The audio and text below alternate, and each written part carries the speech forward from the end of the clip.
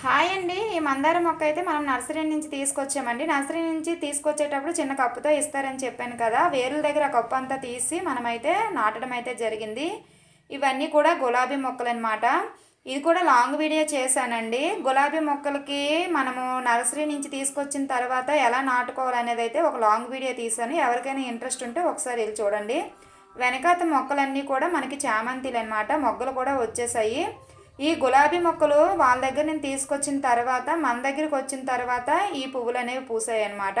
ఇప్పటి నుంచి పోషకాలు కనుక ఇచ్చుకున్నట్లయితే మంచిగా చిగురులు వస్తాయి.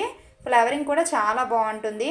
ఇది మనకి పచ్చిమిర్చి చెట్టు. పచ్చిమిర్చి అంతా కూడా హార్వెస్ట్ అయిపోయిన తర్వాత మళ్ళీ హార్వెస్ట్కి అయితే సిద్ధంగా ఉంది. ఇలా ఇటు సైడ్ వచ్చేస్తే చిన్న మొక్క అండి. చిన్న మొక్క అయినా సరే పందిరిలాగా చూడండి ఎన్ని పచ్చిమిర్చి ఉన్నాయో. ఇవి పచ్చిమిర్చిలో వేరే రకం అనమాట. కొంచెం లావుగా ఉంటాయి కదా, అవి అనమాట.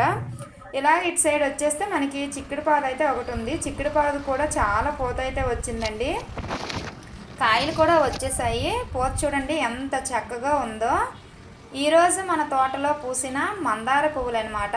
ముద్ద మందారం అండి ఇవి.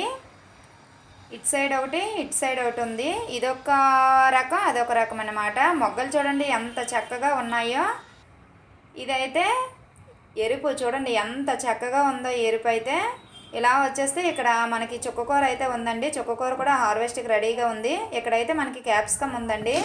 క్యాప్సికమ్ ఇంతకుముందు ఫస్ట్ అయితే ఒక 2 కాయలు దొరికాయి. ఆ తర్వాత 4 కాయలు దొరికాయండి.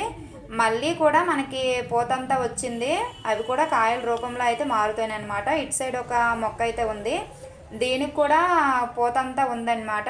ఇదే మొక్కకి మనం 4 కాయలు అయితే తెంపాం. మీ అందరికీ గుర్తుండే ఉంటుంది. మళ్ళీ పూతంతా కూడా వచ్చింది.